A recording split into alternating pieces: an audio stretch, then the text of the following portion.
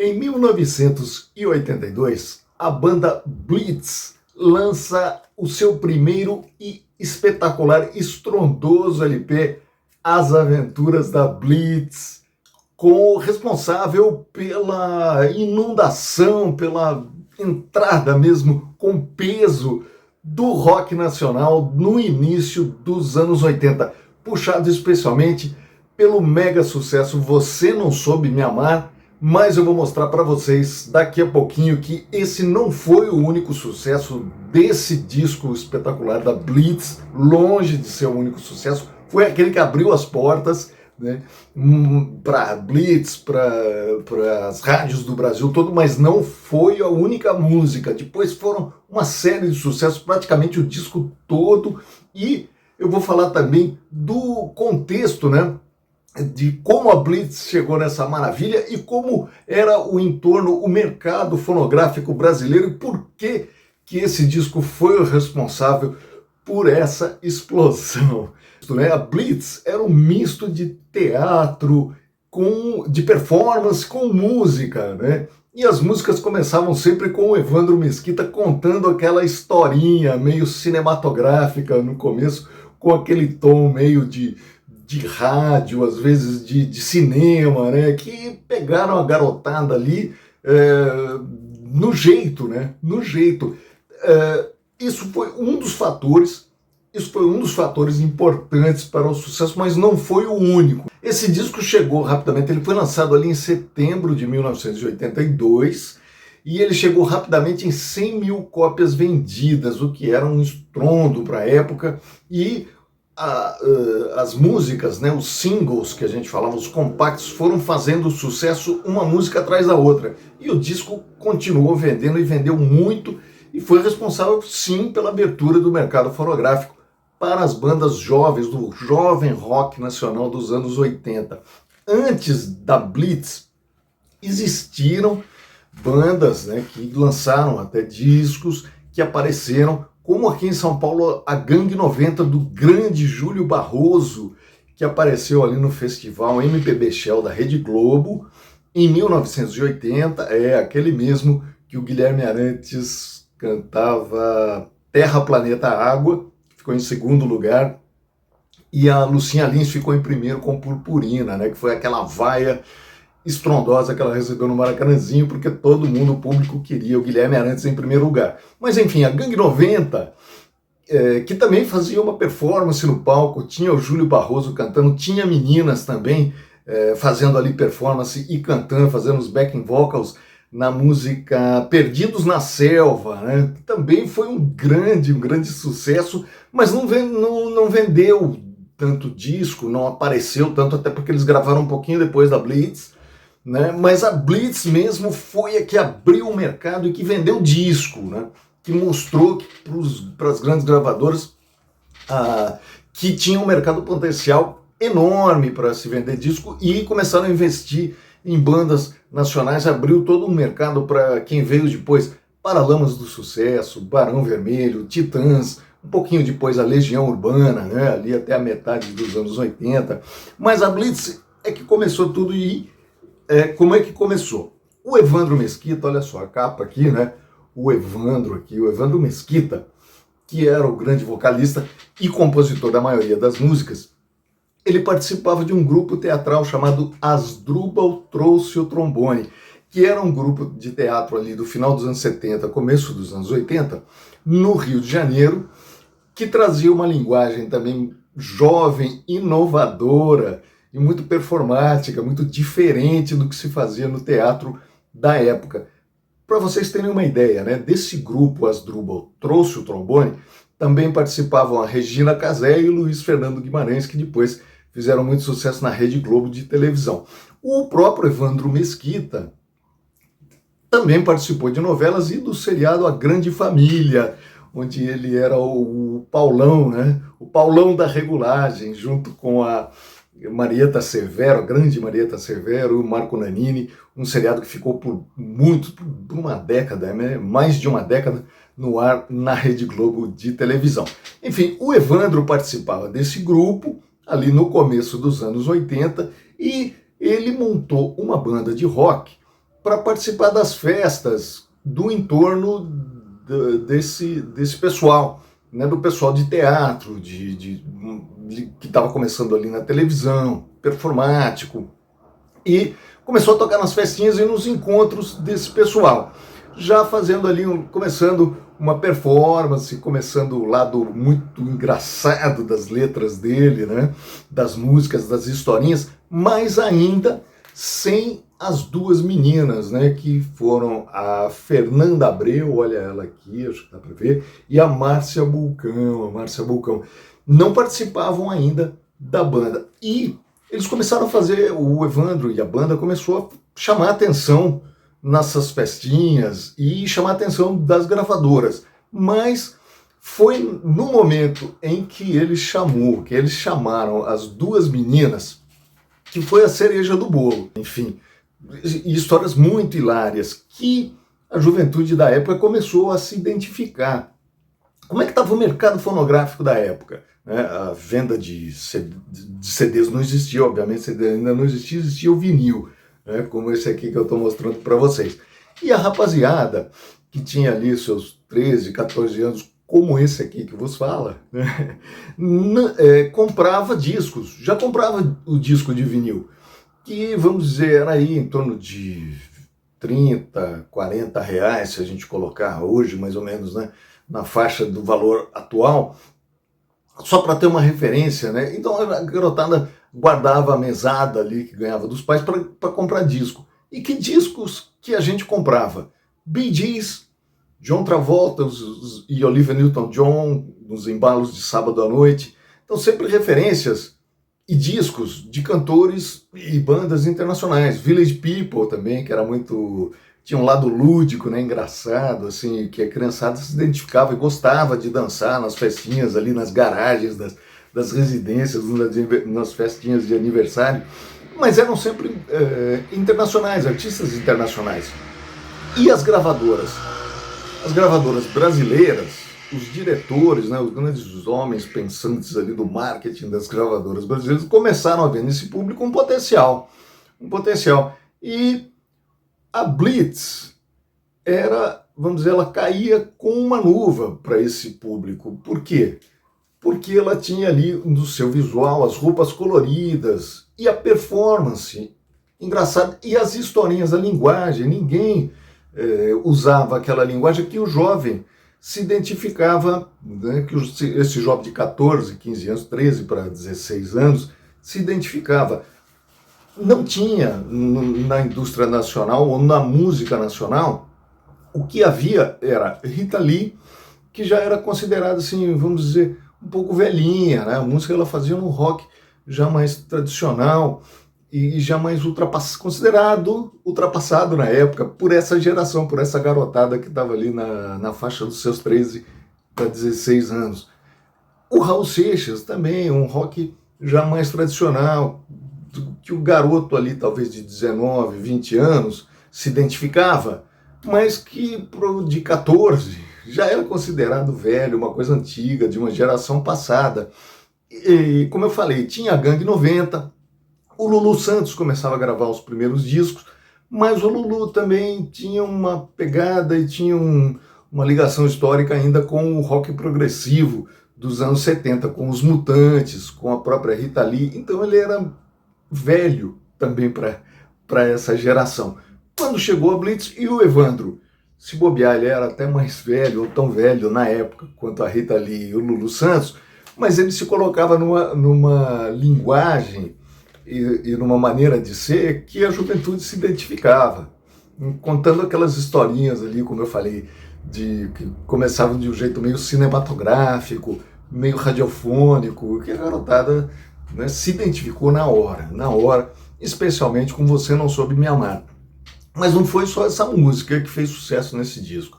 Foram várias músicas, como o Romance da Universitária Otária, que, reouvindo esse disco hoje, né, foi uma delícia para mim, reouvir esse disco hoje, com esse olhar ali para o passado e tentando, vamos dizer, peneirar o que ficou. É uma delícia o que ficou da Blitz. Era uma coisa hilária, era uma coisa engraçadinha? Era, mas era muito bem feita, muito inovadora, e foi uma grande sacada do Evandro Mesquita, que tinha, assim, grandes qualidades quando fez isso aqui, sabe? Quando fez a Blitz e quando fez esse disco.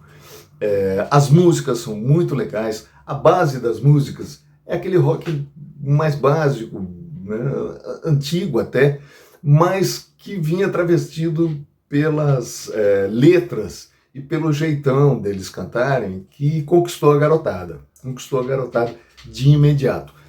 Outra coisa, né? Bom, além de Romance da Universitária Otária, é que ao ouvir, eu me lembrei, não teve como eu me lembrar, eu não me recordar, ou não me passar pela cabeça, o Eduardo e Mônica, do Renato Russo e da Legião Urbana, mas de um jeito mais tiração de sarro, assim, sabe? Como se estivesse mostrando o lado negativo de você ter família, ter filhos. E ele conta mais ou menos numa estética e numa forma de contar a história, a poesia da música, ela tem muita ligação com Eduardo e Mônica, sabe? Isso aqui, lembrando, 4 anos antes, né, 82 para 86, quando a Legião lançou o Eduardo e Mônica, 4 anos antes do Eduardo e Mônica, o Romance da Universitária Otária. Quem ouviu, quem foi dessa geração, vai se lembrar. De qualquer forma, eu recomendo ouvir esse disco todo novamente. E quem não conhece, ouvir pela primeira vez, a garotada, a rapaziada que está por aí, vai se divertir muito com as aventuras da Blitz. Além do Romance da Universitária Otária, teve também o Beijo da Mulher-Aranha, muito legal a música. Mais uma de Amor, Geme Geme, também fez muito sucesso. Volta ao Mundo, também fez sucesso estrondoso nas rádios. E, além, né, do Evandro Mesquita, da Fernanda Abreu e da Márcia Bulcão, o grande parceiro musical do Evandro era o Ricardo Barreto, que era o guitarrista e compositor também de boa parte das músicas, e o baterista era ninguém mais, ninguém menos do que o Lobão. O Lobão era baterista da Blitz e ele aparece aqui nos créditos. O nome dele tá completinho aqui, que é o João Luiz Wolverdenbach, o Lobão na bateria, e ele não aparece na foto da capa. Por que que ele não aparece? Porque ele saiu da banda um pouquinho antes deles lançarem esse disco, e aí há controvérsias, mas o Lobão, ele mostrou para os diretores da gravadora uma fita demo, né, que a gente chama de demo tape hoje, mostrou ali para os diretores da gravadora um trabalho solo dele, que ele era baterista também da Marina Lima, e ela o ajudou, enfim, até fazendo um vocal numa música que era cena de cinema, que era sensacional, e ele meio que deu um trançapé na banda, participou das primeiras entrevistas, uma entrevista na revista Veja até, e tudo mais, mas quando a gravadora deu o aval para ele, ele já saiu da banda, e aí ele não sai nem na foto da capa, mas é ele que está tocando bateria aqui. E outra curiosidade do Lobão na Blitz, ele é que sugere o nome Blitz para a banda. Por quê? O que acontecia? Quando eles começaram a ensaiar, a maior desculpa que havia quando os integrantes chegavam atrasados é que eles tinham sido parados por uma blitz policial no Rio de Janeiro. Então isso, quase todo ensaio tinha algum atrasadinho e que dava a mesma justificativa. Pô, teve uma blitz da polícia, acabei me atrasando. Tive uma blitz da polícia, acabei me atrasando. Todo mundo dava essa desculpa. O Lobão falou, pô, já que essa desculpa, vamos botar o nome da banda. Qual é o nome da banda? Blitz. E ficou aí. Então o Lobão, apesar de ter saído da banda, foi o grande responsável pelo nome dela. Outra curiosidade bem interessante sobre esse disco. As duas últimas músicas do lado B do LP foram censuradas por causa de uma palavrinha ou outra ali que hoje aparece em qualquer programa do YouTube numa boa, mas a censura da época resolveu cortar, né? Mas o disco já estava prensado, como se diz, ele já estava pronto. E como é que foi feito cancelamento dessas músicas. Foi feito manualmente. Ó, vou mostrar para vocês aqui. Aqui é a contracapa. Eu vou mostrar para vocês as faixas do disco que foram riscadas à mão para você não poder ouvir na sua casa pela censura. Olha só que coisa mais aqui, vamos dizer assim, mais grotesca, né? Fazer isso com disco a gente não faz. Não sei se está dando para vocês verem aqui por causa do reflexo, mas essas duas últimas faixas aqui que eu estou apontando o dedo são as últimas duas faixas do disco. E elas estão riscadas, como se fosse passado um canivete ou uma faca. Aqui, vamos lá. Ó, aqui dá para notar, tá vendo? Os sulcos aqui, isso aqui foi riscado à mão, na faca, no canivete. Uma coisa que, é muito... não dá nem para falar, né? E também, como eu disse, por causa de uma bobeira muito grande, que mesmo para a garotada da época já era utilizado termos assim banais, às vezes pequenos palavrões que eram falados ali, mas enfim, não saiu no disco, mas essas músicas foram lançadas no CD. Eu tenho até um CD da Blitz aqui para mostrar para vocês, que essas duas músicas que foram riscadas no disco original, eu ouvi aqui nesse CD, que uma delas chama-se Cruel, Cruel, Esquizofrenético Blues, do Evandro Mesquita, e se eu não me engano tem um xingamento no meio que é o PQP, né, completo, não vou falar aqui, a gente está no YouTube para não ser cortado, mas foi o PQP e eles cortaram por causa disso, né? E outra música que foi cortada também, elas estão aqui, as duas, o título delas está em vermelhinho e a censura está avisando que essas duas músicas foram anuladas. Estão vendo aqui? A segunda foi Ela Quer Morar Comigo na Lua, que é uma música que parece, eu tentei ver a letra dela na internet também, parece que não tem nenhum palavrão, tem alguma insinuação sexual na música e que acabou sendo então cortada pela censura, muito provavelmente por causa disso na época. Legal? Mas, enfim, isso não evitou ou não impediu que o disco vendesse que nem água e que fosse aberto, então, o mercado fonográfico, especialmente para as grandes bandas de rock nacional, né? E esse lado performático da Blitz, ele é muito bacana. Ele foi um dos responsáveis pelo estouro da banda e tem um artista que eu queria falar aqui, que é de Campinas, um artista sensacional e que tem muito esse lado teatral e que toca praticamente todos os instrumentos. Ele é o que se chama One Man Band. E ele é um One Man Show. Ele escreve livros infantis, tem histórias lindas e toca, canta e compõe. Tem CDs lançados e tem esse lado de criar personagens também. Ele tem o Pafúncio, ele tem um monte de personagens que ele cria e ele toca todos os instrumentos. Ele se chama Hermes Petrini. Eu vou deixar nos comentários aqui o link para vocês conhecerem o trabalho do Hermes, que vale a pena, é lindo. A Blitz, então, gravou, pessoal, depois desse disco, mais 2 discos, o Radioatividade e o Ego Trip.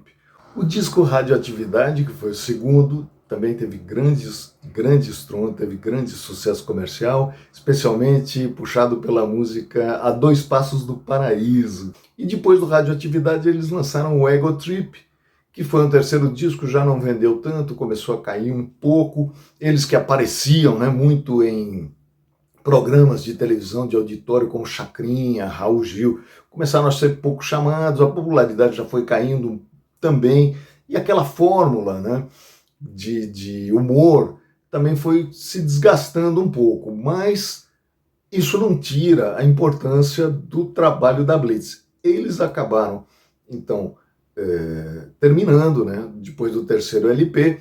A Fernanda Abreu tem uma carreira solo maravilhosa, muito legal, cada um foi para o seu lado. O Evandro Mesquita deu ênfase para o lado ator, né, especialmente do personagem da Grande Família que eu falei aqui no início, fez a Grande Família, mas ele retomou chamando outras meninas para acompanhá-lo e com o nome Blitz, né, e está aí até hoje excursionando pelo país. Legal. E o Lobão também, né?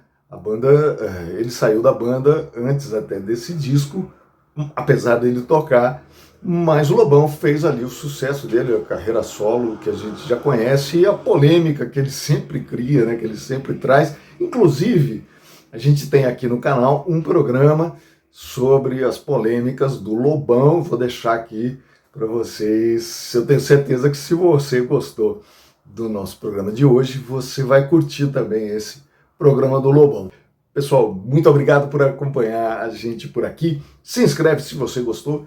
Deixa aqui nos nossos comentários qual disco, banda, cantor ou cantora, especialmente do rock nacional dos anos 80, que você gostaria de ver aqui no próximo episódio, legal? Grande abraço, grande beijo e até a próxima!